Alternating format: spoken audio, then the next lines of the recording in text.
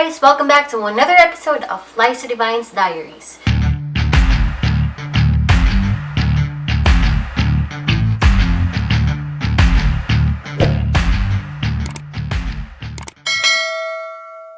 So, today's episode, gagawa tayo ng Dalgona coffee. And also, pag-uusapan natin ang almost relationships. Tadaan! Okay, so let's start. Let's make Dalgona. Alam ko namang uso siya ngayon, pero lalagyan lang natin siya ng a bit of a twist. Lalagyan natin siya ng cream cheese at the same time Nutella para mas lalo tayong tumangga. Oh no! Yeah, let's get to it. Pinuyat ka ba, pero hindi ginawa? Pinakilig, pero hindi naman pinili. Pinasaya, pero di naman pinaglaban. If so, this message may be for you. If so, this opportunity may be for you. If this sounds interesting, please continue on watching. Thanks. Ciao. So first, ang ingredients na kailangan natin is, syempre, coffee.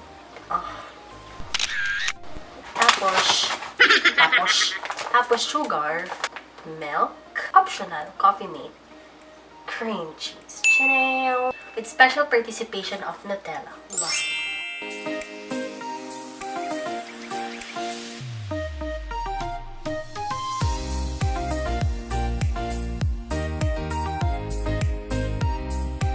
First, ang gagawin natin is kukuha tayo ng coffee. Alam niyo yung we all have that one person. That one person we believe to be almost everything we could have dreamed of. Pero hindi magiging atin. Yung tipong pinipilit natin siyang maging sa atin. Pero hindi pwede kasi wala naman tayong sarili. Yung tipong isa na lang yung kulang sa inyong dalawa. Label. Walang commitment. Walang pagde-define. Walang label. Walang promise of an actual relationship. Ano nga ba ang ibig sabihin ng almost relationship? I-mix-mix muna natin sila. And equal parts lang dapat ang ilalagay natin sa Dalgona. Mix mo lang. Ito yung imimix ha. Huwag mo siyang bigyan ng mix signal. I-define nga natin kung ano ang ibig sabihin ng almost relationship. Himayin natin. Almost. Adverb. Meaning, not quite. Very nearly. Halos. Malapit na. Muntik nang maging kayo. Pero, hindi.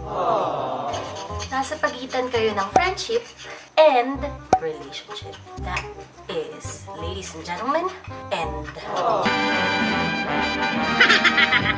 Ito ay tinatawag na almost relationship.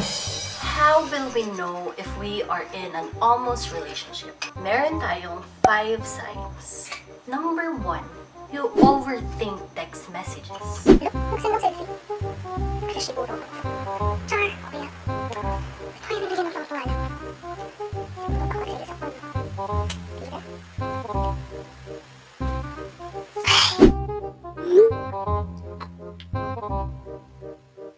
Di ako pwede.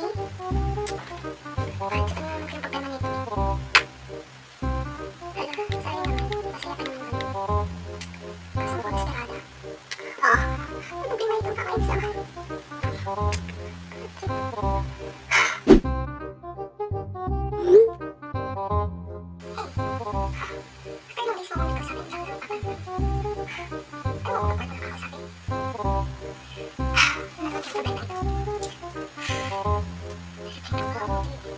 Alam mong nag-overthink ka sa mga messages niya kapag tad-tad na ng screenshots yung group chat niyo ng mga tropa mo. Kasi tinatanong mo kung tama ba tong sinend ko? Uy, anong sasabihin ko? Besh, help. Number 2, you vent out on him in almost everything. Pero at the end, parang feeling mo kailangan mo mag-sorry. Oh no! Uy, alam mo nalulungkot ako kasi sobrang stress ko na sa work. Tapos ano yung ginagawa ko? Hindi na siya fulfilling. Tapos, ano bang gagawin ko? Parang walang sense yung buhay. Uy, sorry napagsabihan pa kita. I mean, hindi ko naman dapat sinasabi sa'yo to. Kasi, ano ko?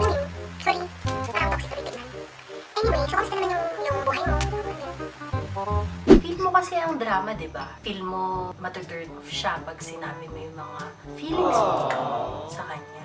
Number 3.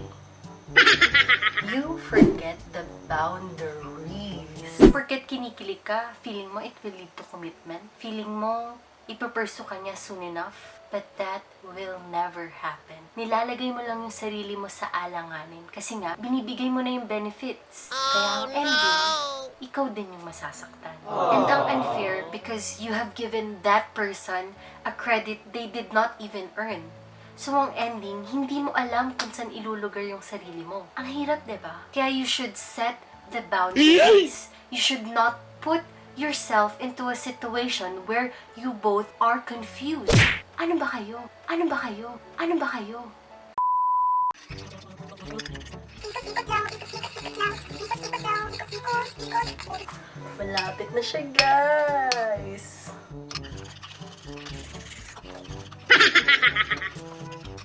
Ito na guys. Tignan nyo. Medyo fluffy na siya. Future na siya. Buti pa to may future. Kayo wala. Kasi nga, almost relationship. Malapit lang. Malapit lang maging kayo. Pero hindi magiging buti pa to malapit na matapos. Okay. So, tapos na natin gawin yung Dalgona coffee. Number 4. You only know the surface about him. Magka-chat kayo sa Viber, sa Telegram, sa Instagram. Pero, aminin, hindi kayo friends sa face. Oh, no! Alam mo lang yung mga bagay na gusto niyang ipaalam sa'yo. Aminin natin, alam natin yung zodiac sign niyan. Kasi tinignan natin yung compatibility natin, diba? Pero hindi mo alam yung favorite color niya. Hindi mo alam kung anong favorite food niya. Malay mo, may tinatago siya. Number 5, you're afraid to talk about the relationship. If napanood niyo yung previous video ko about bakit mahirap mag-determine ng relationship, it's either masyado pang maaga mag-determine ng relationship or it's too late already. May times naman na maglalakas ng loob ka na itanong siya kung ano ba tayo? Ano ba tayo? At ang isasagot niyan, masaya tayo. Masaya tayo lang yan. Real talk lang guys. Yung mga yan, hindi kanyan ipaglalaban. Hindi kanyan maipagmamalaki. Hindi kanyan ipagsisigawan. Kaya wag ka nang umasa doon.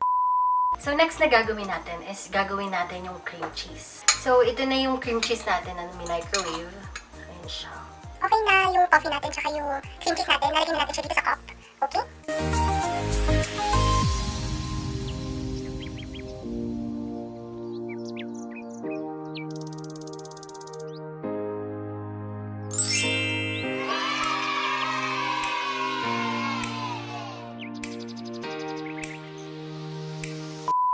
Nalubat yung camera natin pagkatapos ko gawin yung Dalgona coffee. And just a conclusion to what I've said a while ago. You will be in that position wherein kapag ka alam mo na kung nasa na ba kayo, marirealize mo na it's over. Game over. Yung tipong magigising ka na lang isang araw, ito na ba yun? Tapos na ba? Ito na ba yung lahat ng effort na nilagay ko sa relationship na yun? My heart felt a tiny bit of despair, knowing you were just part of my journey, but not my destination. I am grateful for all the lessons you have taught me, and for all the smiles you have brought to my life. Although it is heartbreaking for me to let you go, and even harder to know that you are not even mine to begin with, I must. I should not hold on to something who doesn't want to be held. Anonymous. Ang hirap mag-move on sa ganitong sitwasyon because how can you move on kung in the first place hindi naman naging sayo? Marirealize mo na lang, shucks, kailangan ko pala mag-move on. And you will never get the closure you need. It has come to an end. Thanks for everything. Sana may na-impart ako na lesson sa inyo, although I'm still a work in progress. And I hope na you will have the courage to set the boundaries and label the relationship. And I hope to see you soon on my next videos. Bye guys!